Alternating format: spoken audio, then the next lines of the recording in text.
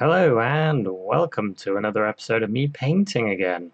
Oh yeah, we're painting again, and this time we're doing something it's got a little bit of a Roman twist to it, the way it's set up, with the old copper pot with the grapes hanging out of it.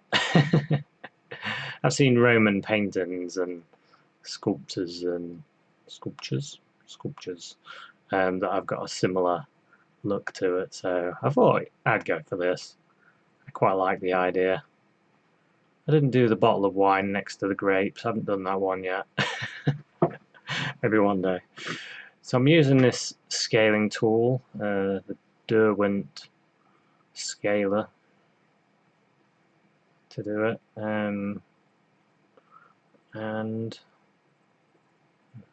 almost got a drawing. I sped up the drawing because it's just a thin paint sketch. But you don't have to start your painting like that. Things are going to go real time in about 2 seconds.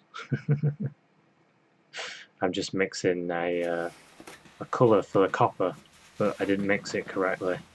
What I used was red, cadmium red, ultramarine blue, and burnt umber, burnt sienna, and white, and various mixes. You can create a lot of colours with those colours.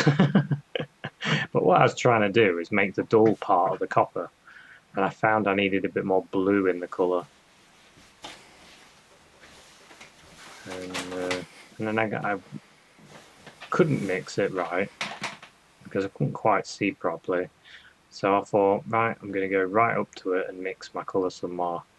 And that's what I do. I always do that now. If I can't mix it, I go right up to it. It's the best way. Just go right up to it, put your brush right next to it.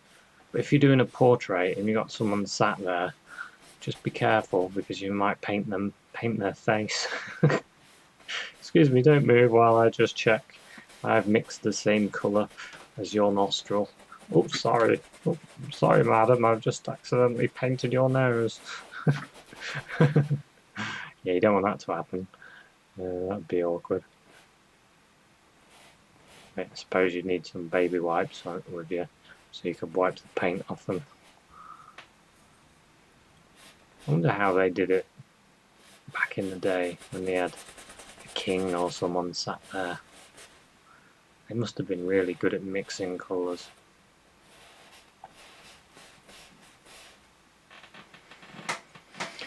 Actually, speaking of that, I think it was Howells. I'm not 100% sure who it was now I think about it. But there was a painter that did painting mixtures on some paper, lots of different mixtures on lots of different sheets of paper. And what he would do is hold the paper up to the face and see which one it is, and then that's the colour that they would use. So that's one of the ways they did it. So you could technically do that. You could have a book of pages of different colour mixes and then hold that next to your subject. And then when you go and paint it, then you've got the colour mixture. It's quite good, that, isn't it? It's quite a clever idea. And not only that, this is the thing I was thinking about. If that's the skin colour, then theoretically you could create the shades and highlights yourself on that page, because you could hold that page up to the light and see what colour it looks like lighter, and also you could hold that page in a dark area and then that's what that colour would look like dark. It's pretty ingenious, really. I think it was Howells that did it. I'm not 100% sure when I think about it. So I'm just trying to create the positive shape of this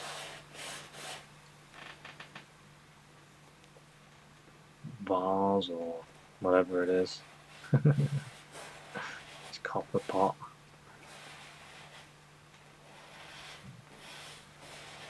Fancy cup. It's suppose it's a cup really, isn't it?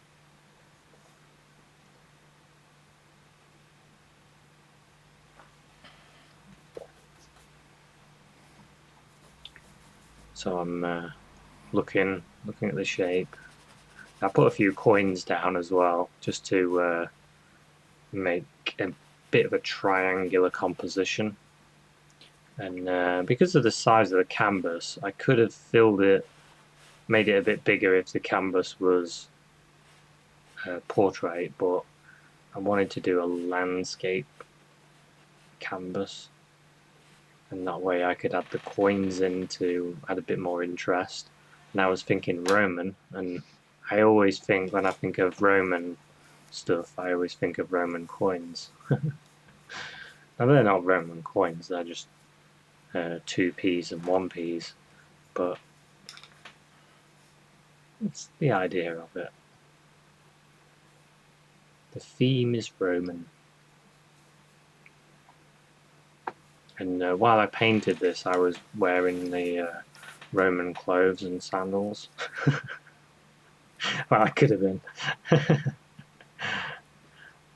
I should have had a Julius Caesar thing on, and those leaves. So I'm mixing. Can't say it. I'm mixing my background colour, which is made of a bit of red, bit of blue, and white, and a bit of green, because there's green on the brush. Didn't bother washing my brush.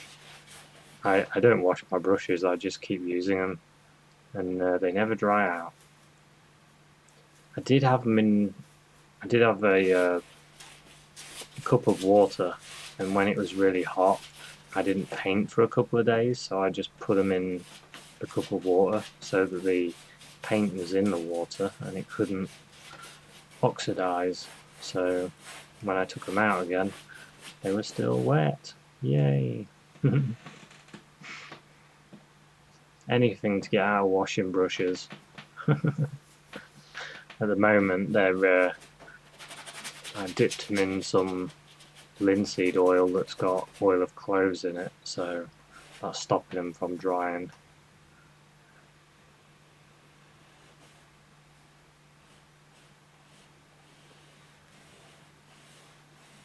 Just checking the base of that, not filling that bit in.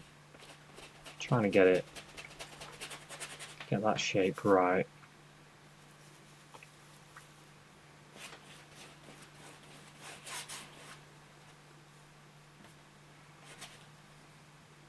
If you're interested in doing this painting along with me, you can always wait till the very end of the video and take a screenshot of the picture that I do, and then you can follow along, or you can take a screenshot of the first bit where I show the grapes and you could paint that.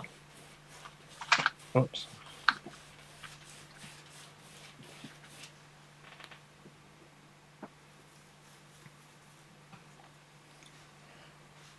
Or you can set your own still life up. After you've watched this, you can, and now you know the process, you can set your own one up and have a go.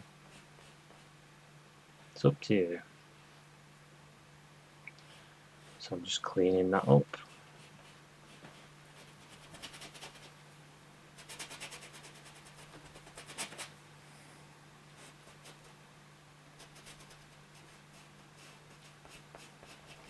So I'm not worried if I pull a bit of paint into this mixture, because I'm using quite a lot of this greyish colour, and I can just pull this burnt sienna into it and it'll disappear.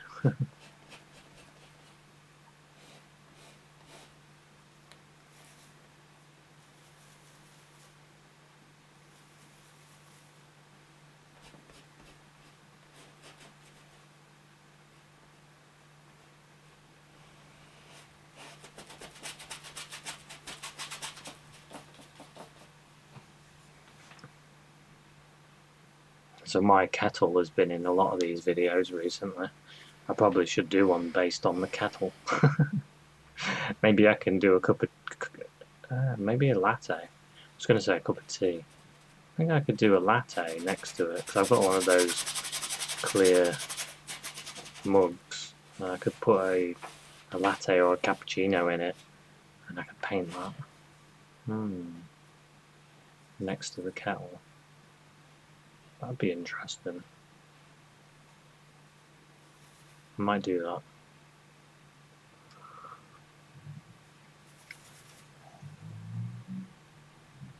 Maybe let me know in the comments, what would you like to see?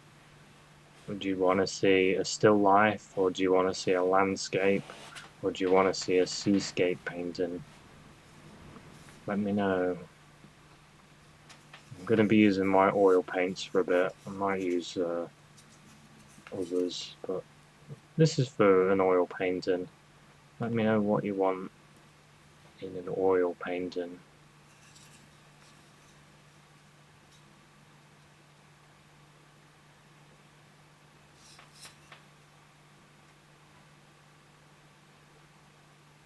So I'm just checking the sizes again. I felt like it was too wide in the middle, and I was trying to work it out.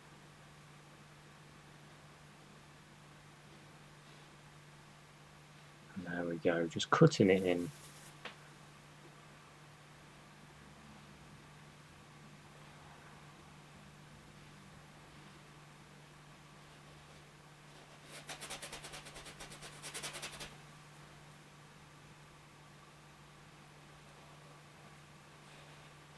Getting the flow.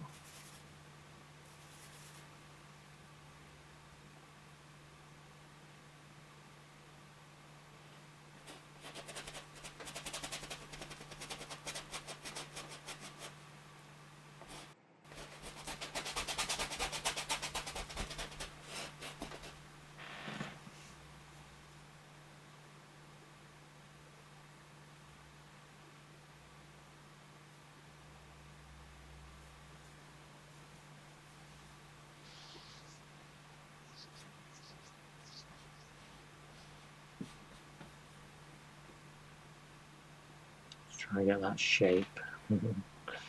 So it's a back and forth game really. You can come back with the dark of the copper, do the shape, then come back with the light, have another go at the shape.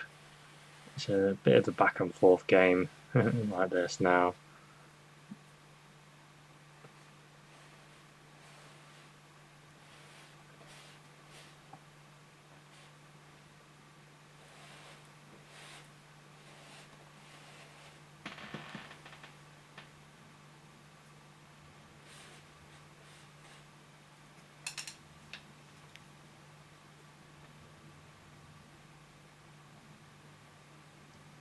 So don't forget, even though I do this all in one go, I can let it dry and I can improve it. Don't feel like when it's done in your first sitting it's done, because you can improve things. I'm starting to get hiccups now. Yeah, you can improve things. And if you've seen the episode where I do the ginger beer one, on the left of the bottle, I didn't get it quite as high as the right side. So when it dried and I was painting, I just did one little stroke and just went whoop, and that's it. And now they're both about level enough, and it's made the painting a lot better. So don't forget that you can, with oil paints, or of course with acrylic paints, you can keep going and going and going, can't you? You can with oils when it's dry, or even the next day, and you come back to it and look at it and go, oh, I could do this, I could do that. You can do it. There's no problem. You don't have to do it all in one sitting.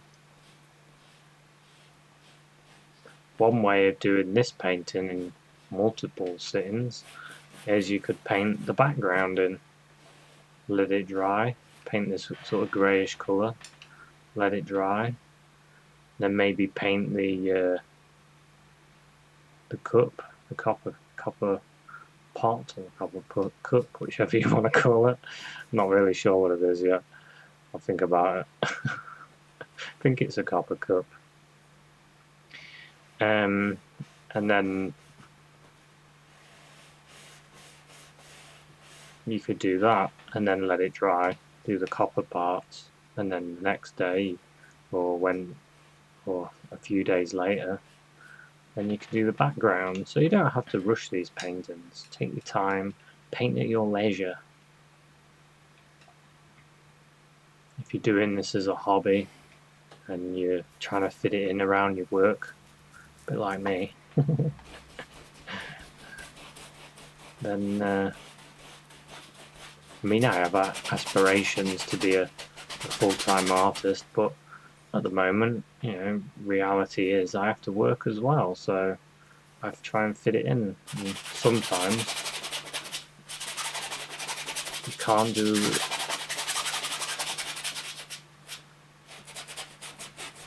the whole painting in one go, so do what you can. I've got a painting on the go at the moment, and I'm having to do it in sections because it's quite complicated. Just blocking in that colour around where that grape is, the grapes are.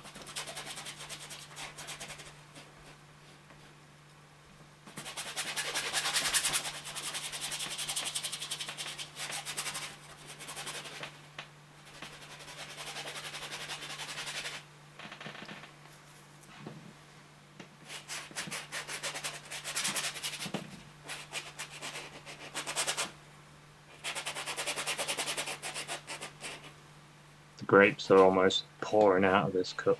So I'm looking at the shape again. Looking at that shape. It looks really skewy at the moment.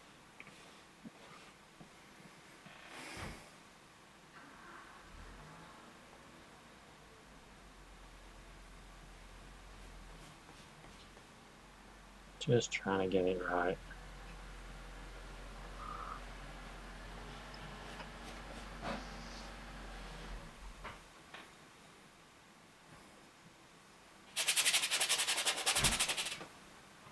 So I'm considering to record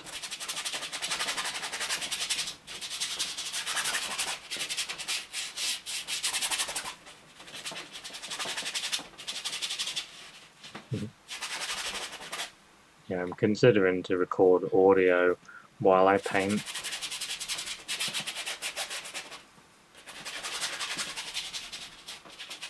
So I might test that out on the next one, see if it works alright.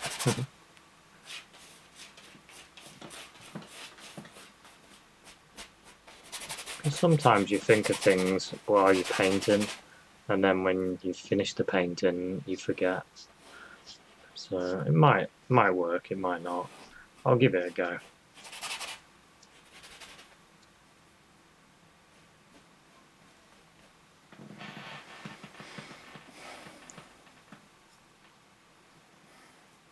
So don't forget to sit back and have a look. Sitting back, having a look, seeing if it's alright. Seeing what changes I can make.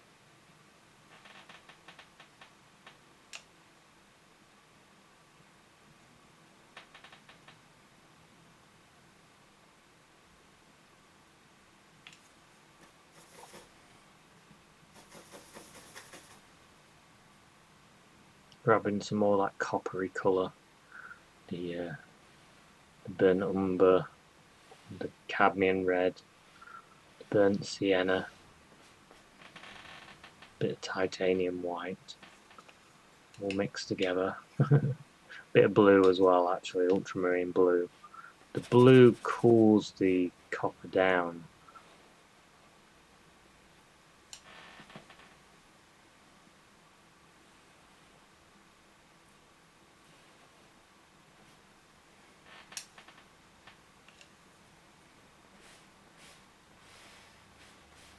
Look at me trying to get that shape right. Challenging.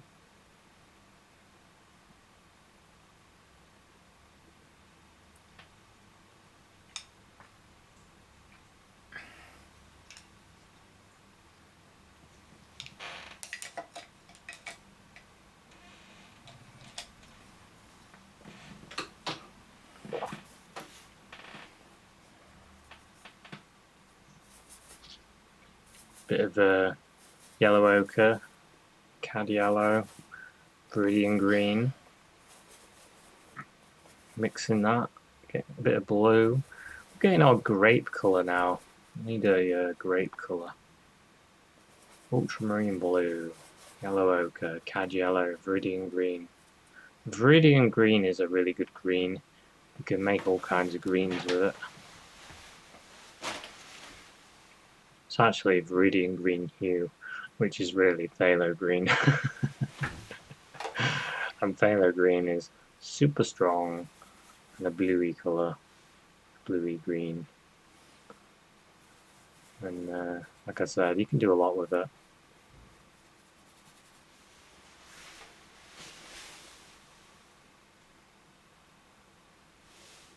So I'm just checking my colour. Like I said, if I struggle, I have to go check it. I have to stand right there, put a little blue in, check it again, put a bit of green in, check it again. Does it need to be a bit lighter or darker? Does it need a bit more yellow, a bit more blue, a bit more red? And then you mix it and you keep going. Aim for the tone. That seems to be the best way, I find anyway. If you aim for the tone, as in how light or how dark it is, you can get really close by doing that. So I'm using a bit of paper towel just to wipe away some of the copper colour.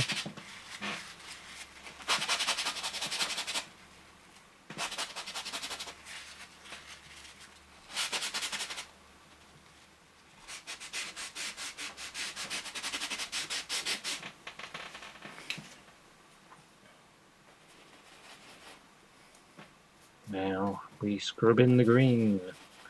Now the green on this side is sort of more of the bluey green looking green compared to the other side.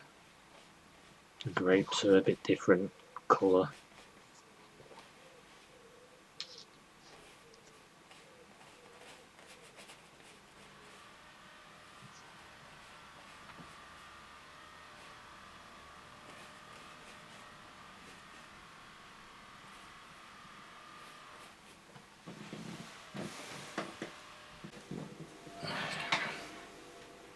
So I stopped painting and came back again because there was all kinds of noises happening outside.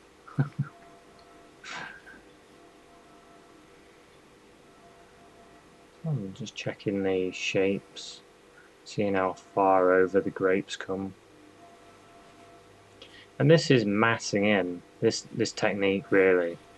And the technique I start all my paintings now is called massing in. You're massing the big shapes.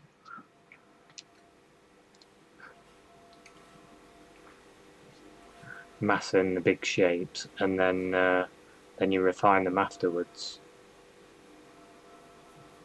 I didn't even know that that's what it was. I was just doing it. I never really thought about the technique.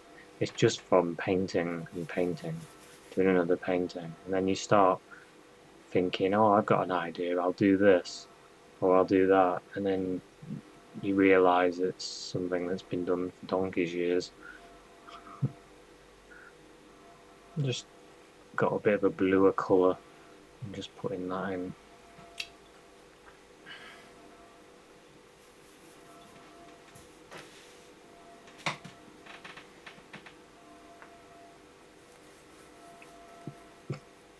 Even the even like painting on black canvases, even that idea was done in like 1600s. And I remember when I first saw a black canvas, I thought, oh well, that's a good new idea. And turned out it was an ancient idea. Just like everything, especially with oil painting, because oil painting's been around for a long, long time, hasn't it? From when they went from using egg tempera, they went from that to oil painting, and so many a master has taken the paints as far as they can go.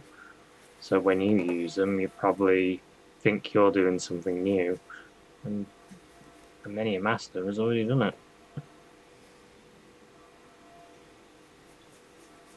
A lot of techniques were pushed and developed.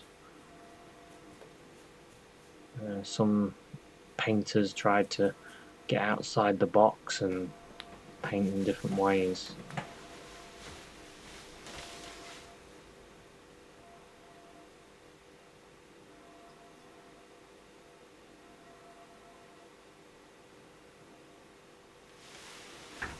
So right up at the grapes again. This is more of a yellowy colour. It's got a bit more of a yellow tint to it. So it's a different kind of green. Green on the yellow side. So I've got green on the bluey side and green on the yellowy side.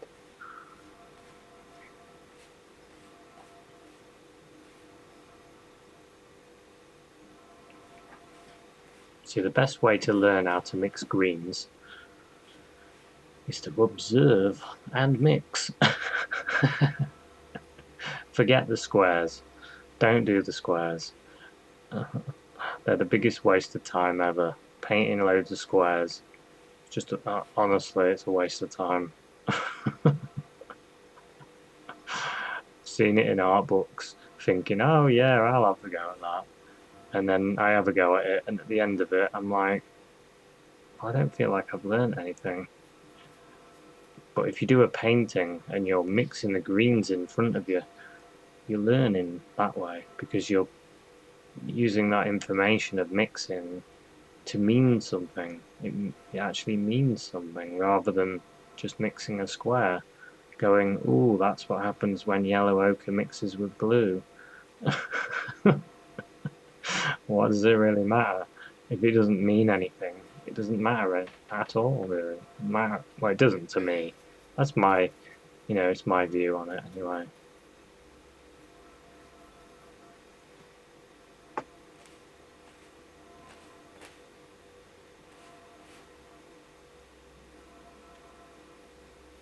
You have to try things out yourself, I suppose, to see what it's like. See if you can learn something. The best way, I think, is just by doing it, just doing it. Get out there and mix. Just mix. Paint stuff.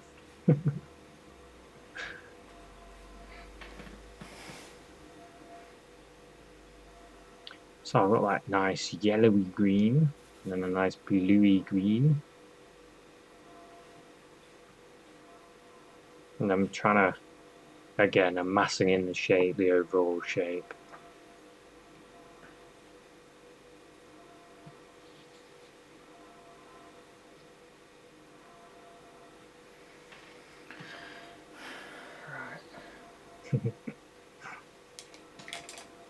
This is serious business.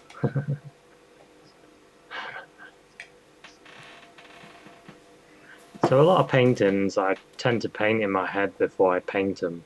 I imagine my method is pretty simple. I'm just adding some red in there, into the mixture, red and white, into my mixture of copper. Bit of burnt sienna there to warm it back up. You see, white can cool your colour down very quickly. Watch that. Look how cool that's getting now. I'm losing it. So a bit of burnt sienna back in, warm it back up.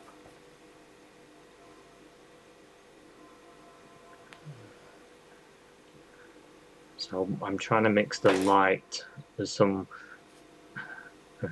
See, I needed to warm it back up again. Bit of yellow, bit of red. The white just cools things down and can be a bit of a problem at times. I don't know why it does it. I don't know why white cools everything down, but it does. So I always have to warm it back up again.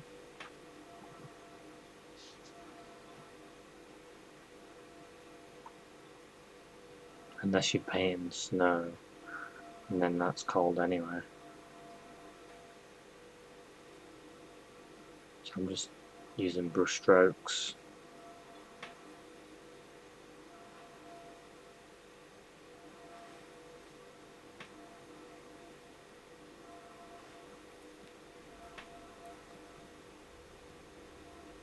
Trying to observe the shape and then try and put it in. Have a look, observe, put it in. I'm thinking, this isn't right, the shape's not right.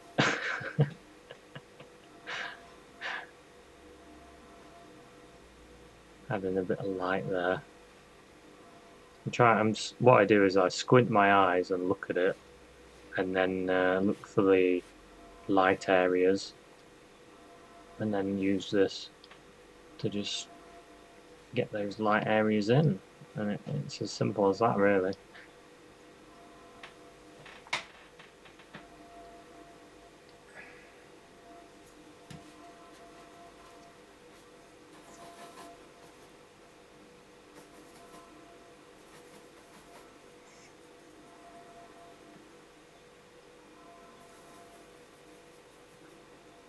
And I kind of sit back, have another look, and then mix a bit more colour.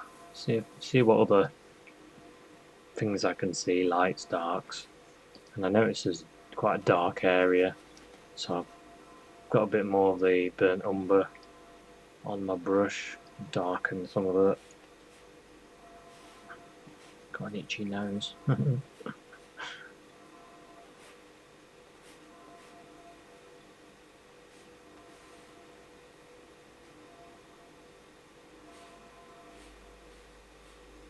I've been trying to grow sunflowers this year, so I wanted to do some paintings of them.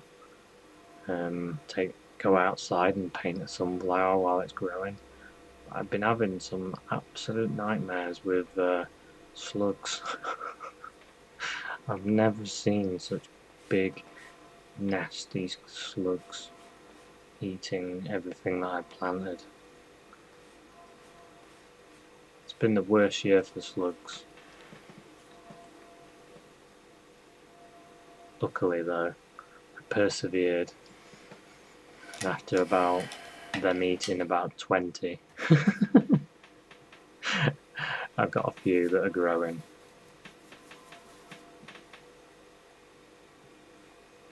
So now I've gone into a bit of a darker green, just threw a little bit of bit more colour in, bit of red in the green and a bit more blue.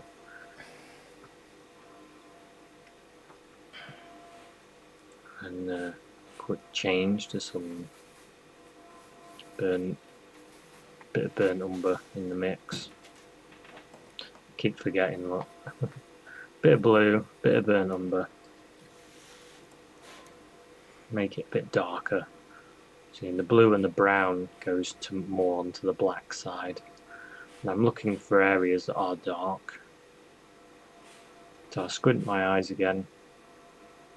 Squint them down, looking at the overall shape. Looking for them dark shapes and just quickly paint them in.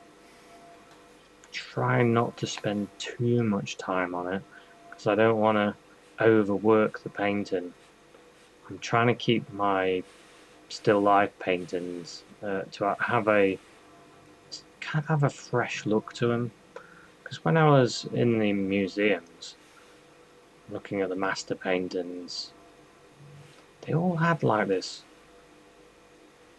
freshness to them, like they'd just been painted and they still look fresh.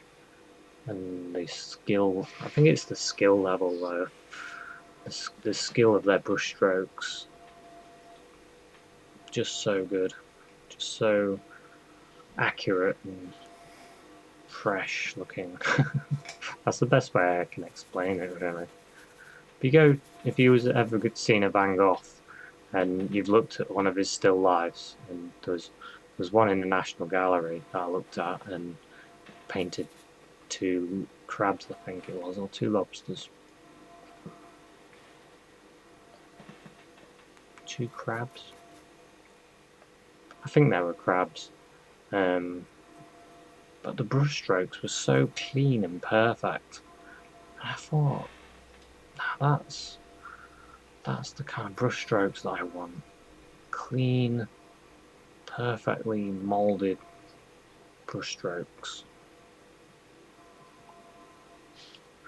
It's a work in progress. So I needed to get these bits of light in. I'm looking for these bits of light that are shining on the copper. You can use your finger to blend or to soften. I've mentioned this before, but the great master, supreme master, especially of watercolours, also a master of oils, Turner. He used to check people's hands to see if they got any paint on them, because to him, a great oil painter would use their fingers a lot. See, the finger, it makes a really good blending brush, you see.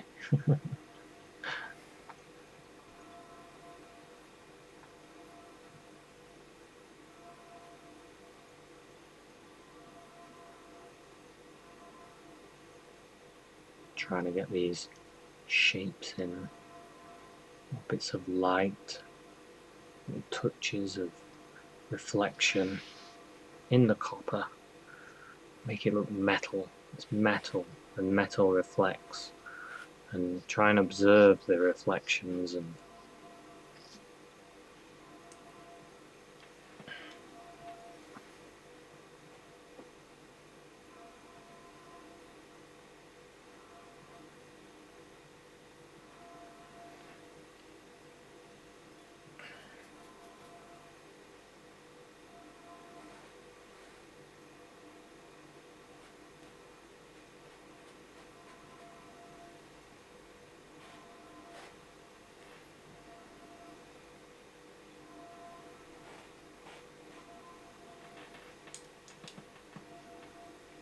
see, the more those little shapes I put in, the more alive the painting looks.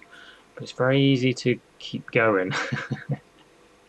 I've talked about overdoing paintings before, but it's so easy.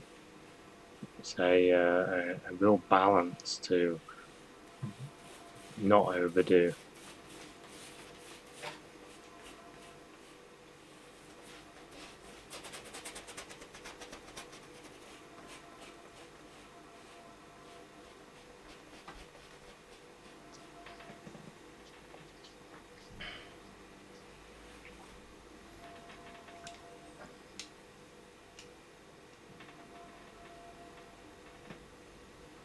So I'm sitting back, having a look at the whole thing again.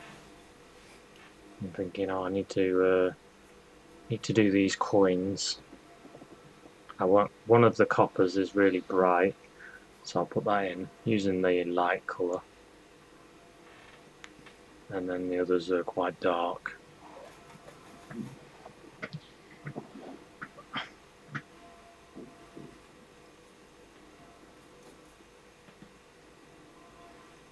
There's a bit of light hitting the top of that coin, shining it.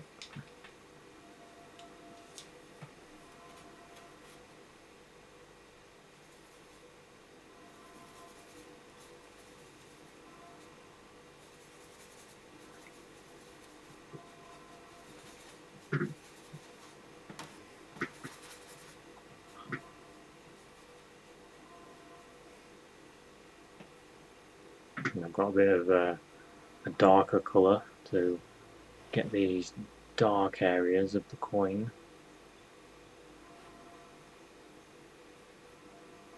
See, actually some of the coins are Victorian coins, really old pennies, and some of them are newer ones.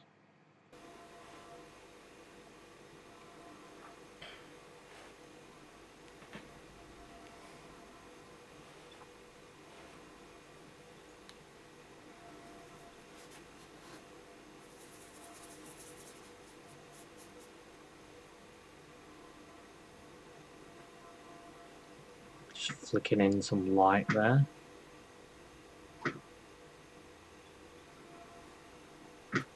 So I didn't want to do too much detail on the coins because they're not really a main feature to this painting. They're just a little part of the painting.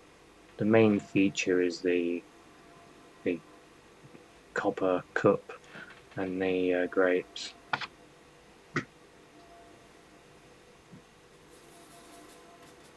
It's because we understood.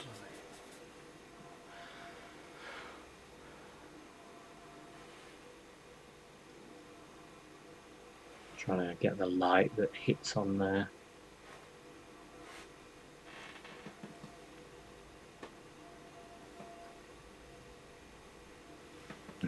It's me holding all my brushes. I always hold a load of brushes. Use a different brush for each colour. And that way you don't have to keep cleaning them, keep wiping them. If you look at some pictures of the old masters holding brushes, and hold a handful of them. So at the moment I'm aiming for those light areas. I've used that same mixture of green, the yellowy green, and I've just put a bit more white in it, just a bit lighter, and I'm trying to pick out some of the grapes. The light's coming in from right to left, so it's lighting the grapes up that way. And of course the grapes have a translucent look to them. Sometimes the light passes straight through and lights up the whole grape.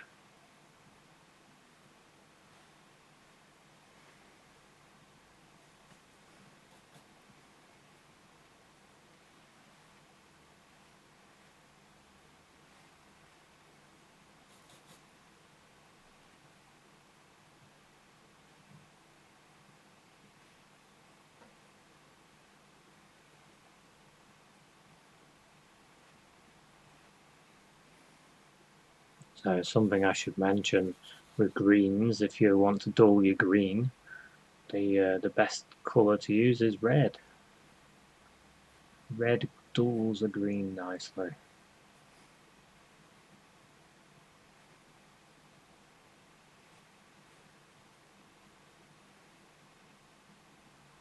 So I've just dipped my brush into a darker colour, a bit of that base colour. And you can add a bit more to the grape, a bit more of that colour. I think because I was painted on a background of white, if you darken the grapes a little bit, they stand out a bit more. So I was charging my colours a little bit so they come out a bit more. Get some bits of red in it, or more yellow. Squinting my eyes. A bit of red in it. Bit of red in the green. Like I said, that's a natural duller for the green. And the grapes do have a reddish kind of tone. A reddish green. Bit of yellow in there as well. Bit more red. Bit more of the green. Getting the darker green. Still a bit dulled. It's the old thing. If you haven't got a dark, you haven't got a light. If you haven't got a light, you haven't got a dark.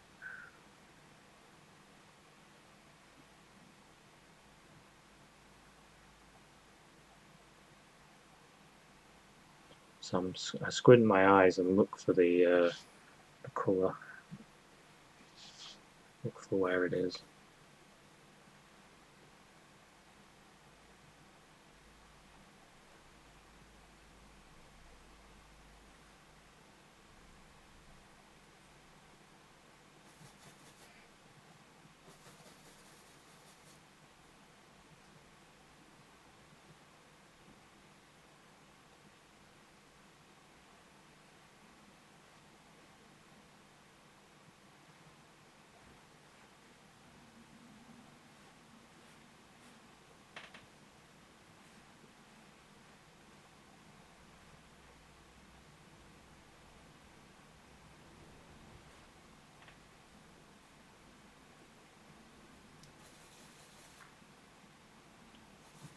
So I keep squinting my eyes.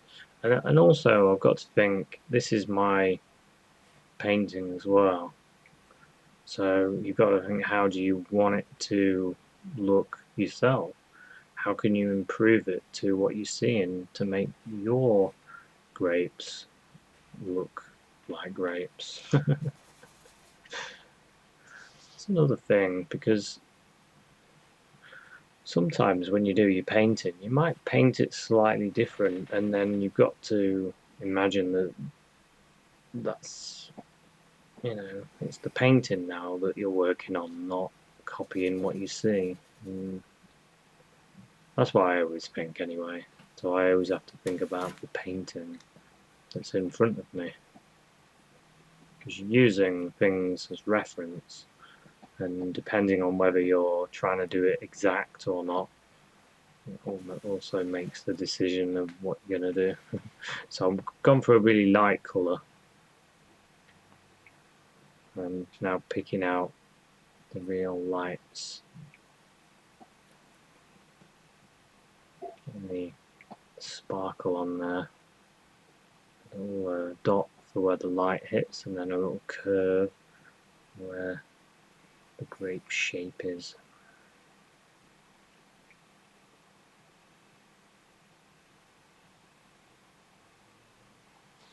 So you get all these little dots on the grape where it's reflecting the window. So I've got a very yellowy white colour there.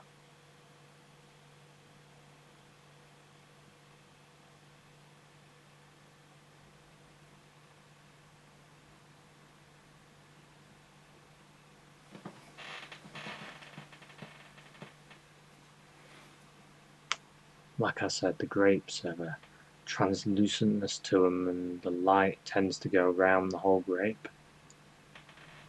Lighter on one side, but then you do tend to see on some of them, you see a glow through the whole grape.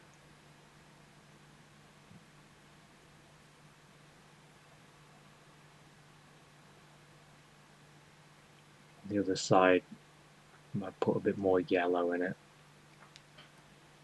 because the light's gone through the grape and gone through the yellow flesh of the grape, and it's come out a yellower colour.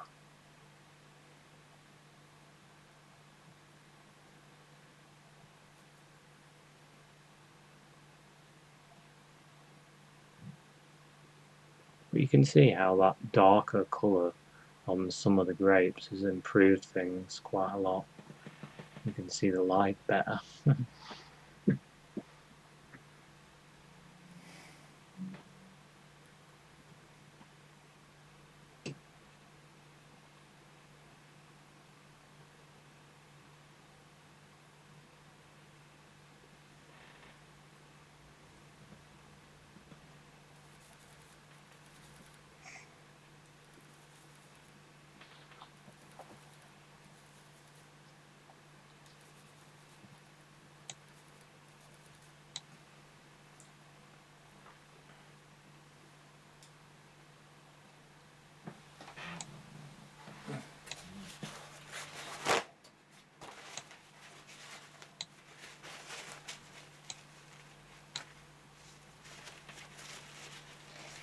So I'm just wiping my brush on the paper towel there.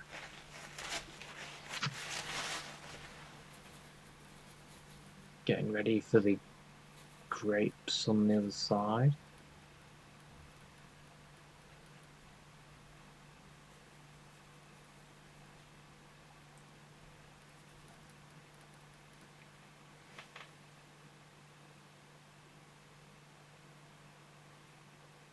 I wanted to add a bit more colour in some of them as well.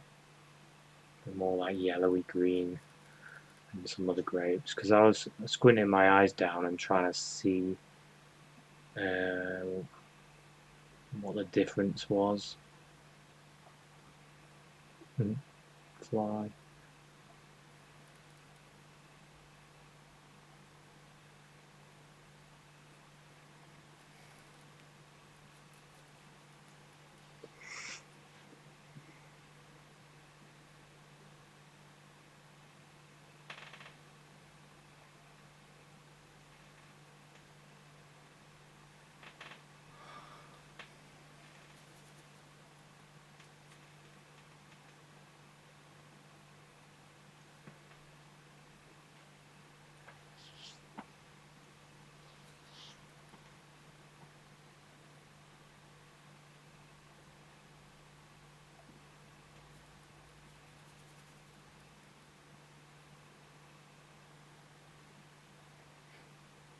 So I'm playing here with light and dark.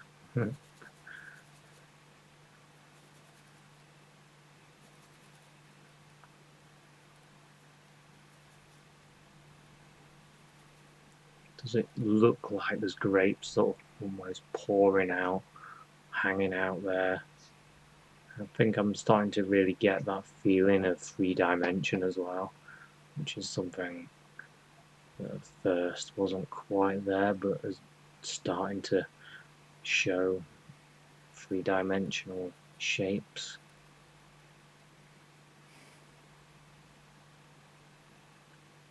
And start looking at these grapes. Start pulling them out. Bit of this yellow colour again. Bright yellowy bluey. Bit of white in there. Bit of yellow. Bit of blue. I'm just looking at the grapes and then having a go. Creating that shape.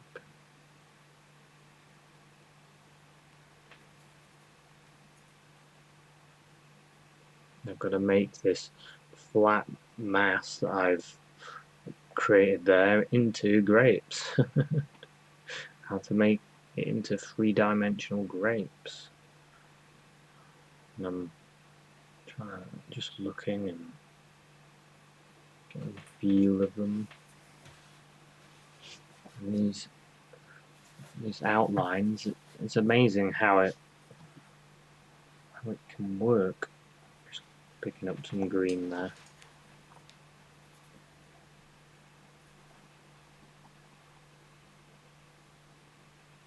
These very little outlines. I've got quite a lot of paint on my brush. That's how it's working. And then if I cover up too much, I'll come back with the brush with green on it, and then sort of go back and forth like that.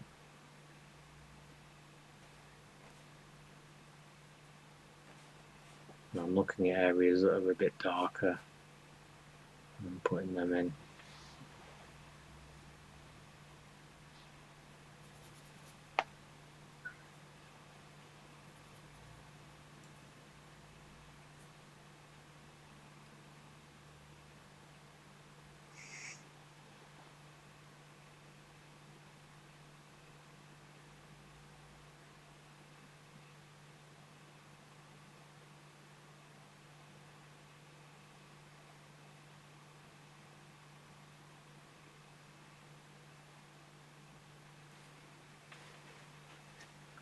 Just sitting back, looking at the grapes and looking at my painting and seeing if I'm getting it close.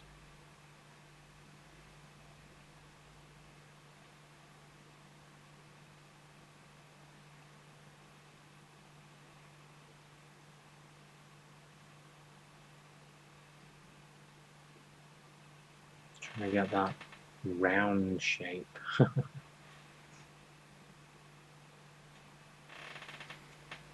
So I really like this painting. I like the way it finished because I've got it on the wall and I really quite like it.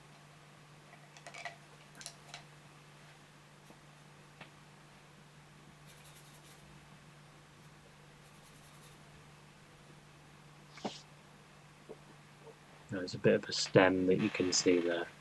So I just painted that in. A little bit of brown.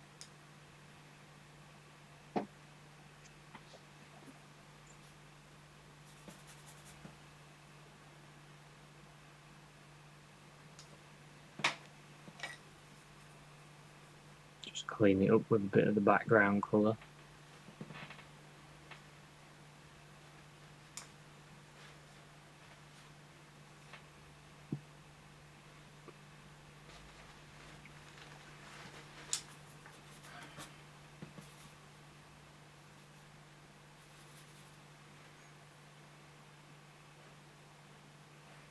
Bit of the darker copper colour.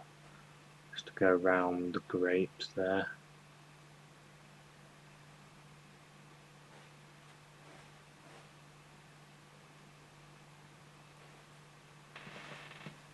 Just pushes them grapes out a little bit. Made that one shrink a bit too much, so back in the old light.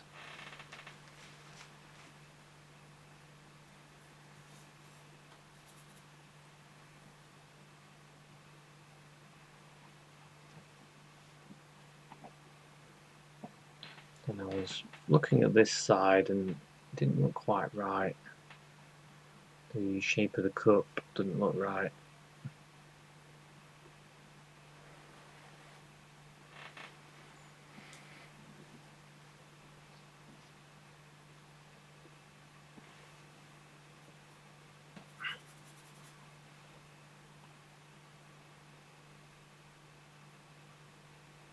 Trying to just throw in those bits of light using the light burnt sienna.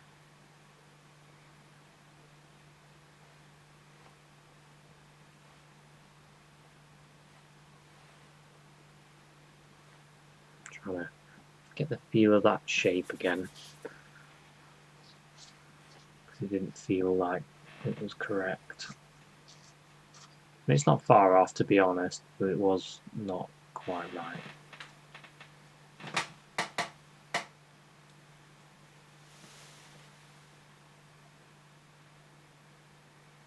Sitting back, having a look.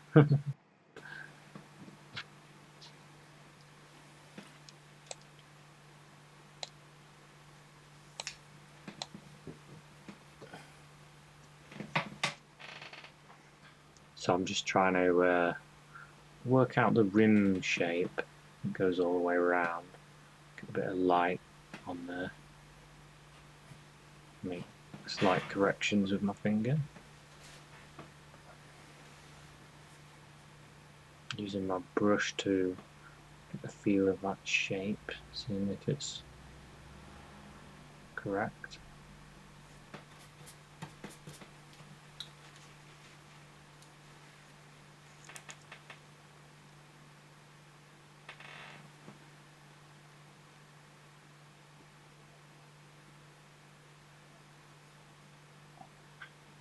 So I'm holding the brush up, looking at what I'm painting, and then I do the same to my own picture to see what's wrong. And I notice that's wrong. The size of the base has got a bit too small.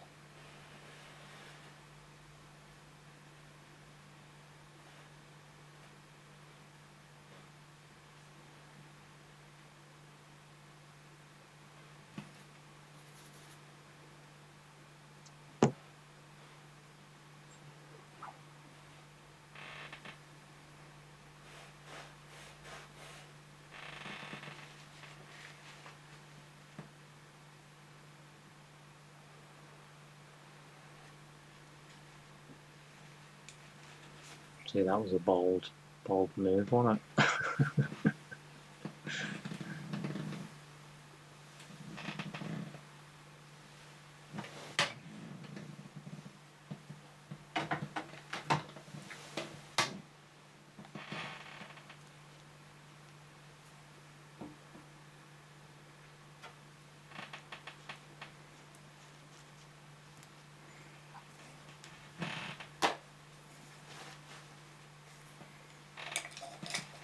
So I'll throw my brushes in a pot, so I don't have to hold as many. Because sometimes you keep holding them, you end up with so many brushes in your hand.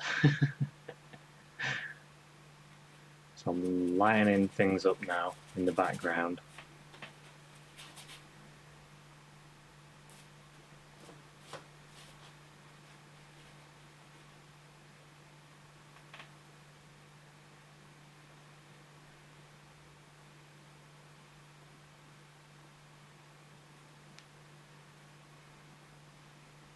Using the titanium white. It's mixing with the colour underneath, so it's not pure white, but I wanted it to be as white as I can get it. I wanted it to be a lot lighter than it was in the background, so the grapes and the copper cup, the copper pot, whatever you want to call it, Still unsure what it is. I think it's a cup. And you can really lighten the background, and then that makes the pot and the grapes pop out a bit more.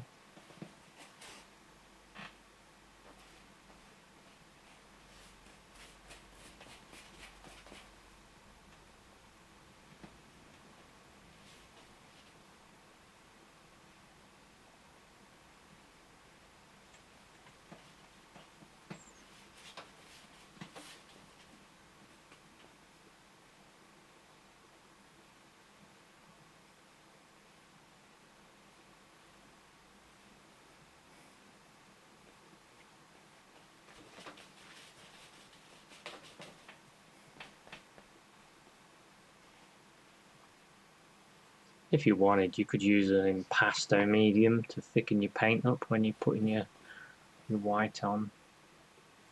Or another trick that people do is you could make your background really flat and then have impasto medium in the foreground area to almost make it look three-dimensional.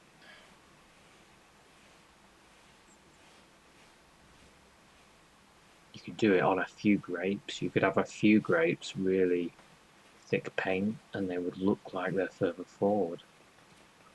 That would be quite a good effect. So I used my white there to get rid of some of the cup shape because it wasn't quite right. So I'm trying to fix things as I go. That's an overall painting. So I'm always painting this quite sat back so I can see the whole thing.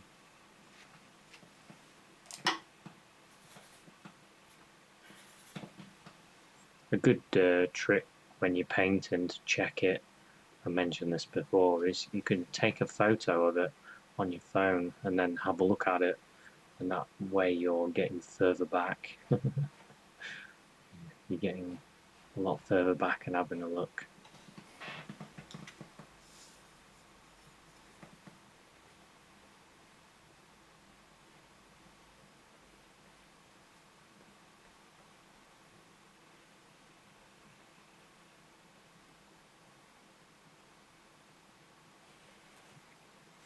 Just getting the shape of the material that's on the bottom.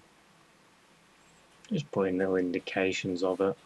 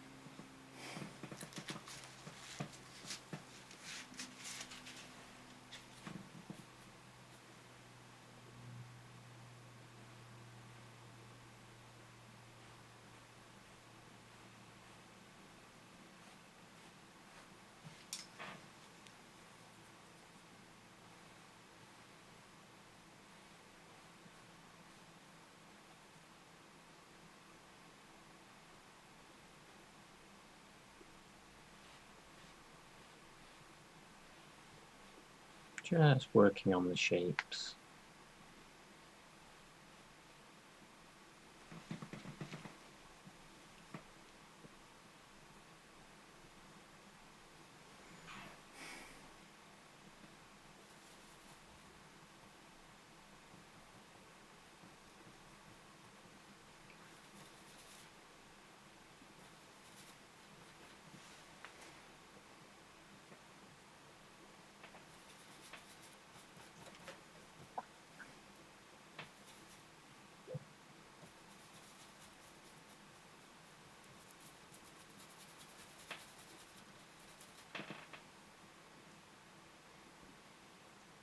So instead of painting the lights now, I'm painting the darks in the material.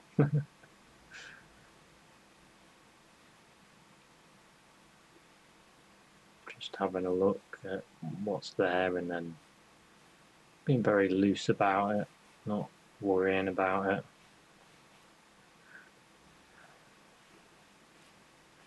Trying not to overwork things, trying to keep that sort of fluidity within the painting.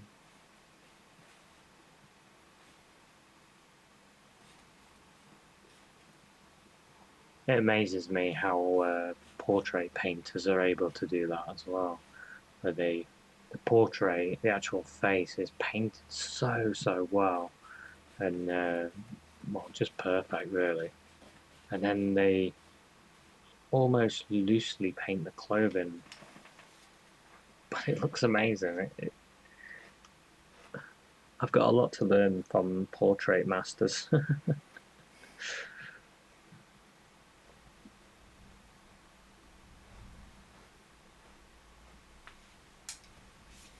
I'm just quickly looking, seeing where the darks are, where the lights are, and just getting that in there. If you have any bodge ups, you just pick up a load of white, just cover it up.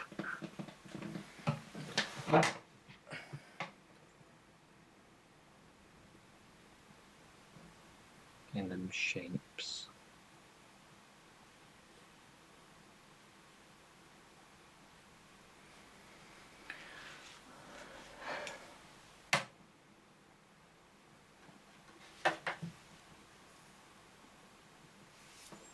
Now I'm looking at the grapes. Now they look quite a lot darker than before, so now we've got a lighter background. We need to start dotting some more light on them.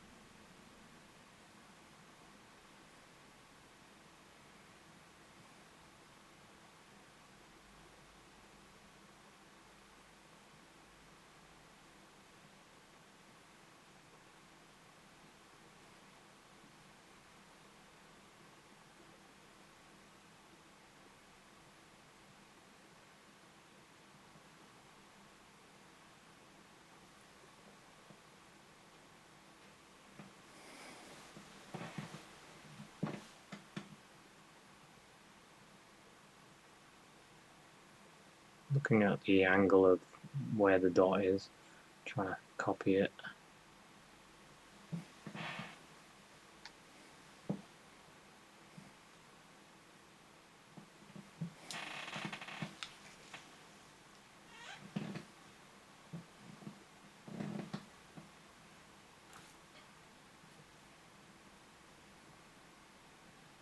Bit of light that hits the top of that coin, gives it a bit of a shine. There's a bit of a sparkle on one side. Got that in there.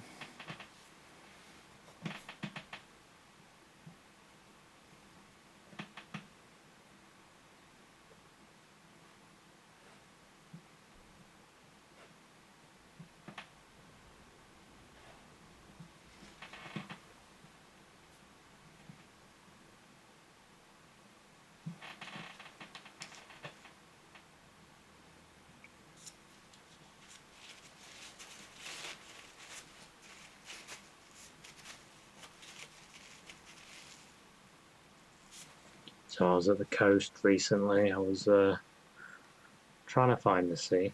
I was walking along the beach towards the sea. I was walking, walking, and walking. I never actually made it to the sea. I just made it further and further to the depths of the seabed.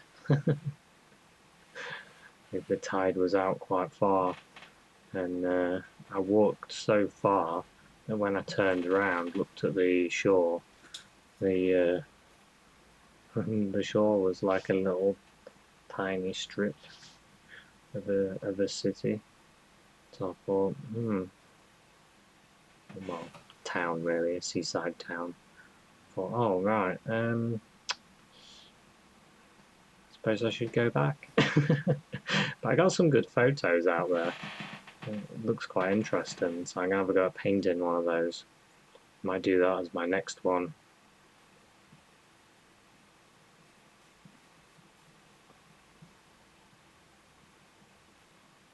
It's strange walking out like that. I was barefoot and I got as far as I could until it was unwalkable. Interesting though, very interesting. Just having those lights there. That's the reflection from below hitting the underside of the cup.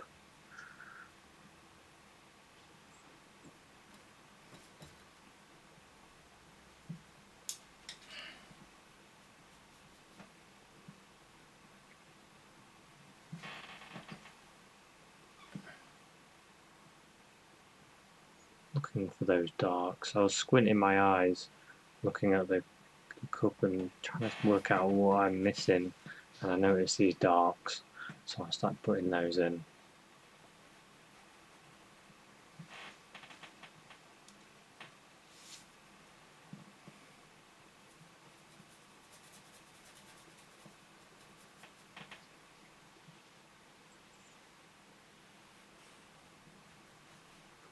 Just getting that material there.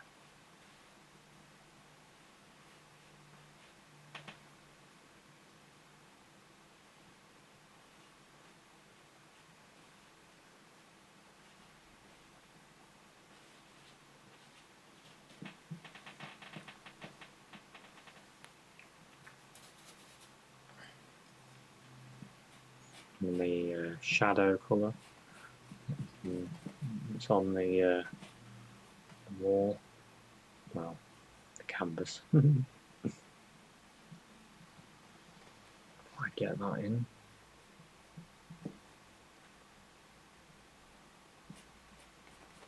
I quite like the slanting shadow.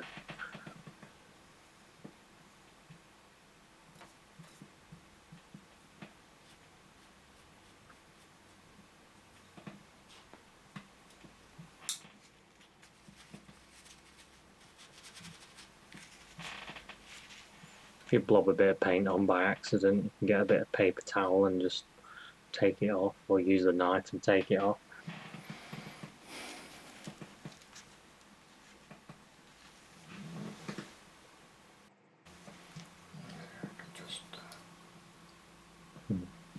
So I thought, oh, there's a few bits I could improve on after sitting back and having another look. And then there we go, just creating a bit more shape in those grapes at the top. Because I lost a bit of the shape when I put in the background, and that happens. So you bring it back. Just bringing back them shapes.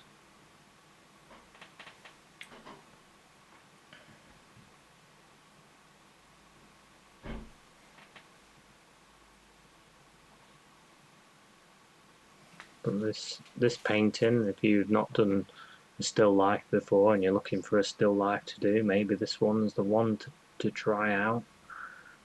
It's a good fun one. Getting some dark in there to really make those grapes come out a bit more. You can darken that pot there.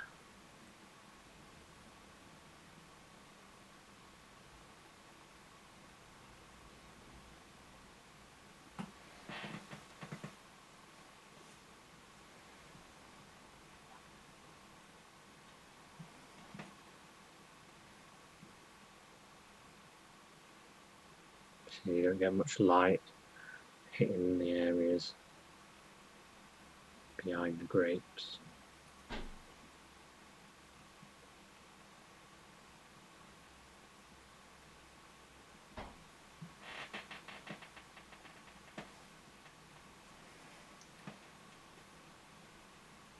And plus that dark helps push them out. So there's a good little trick.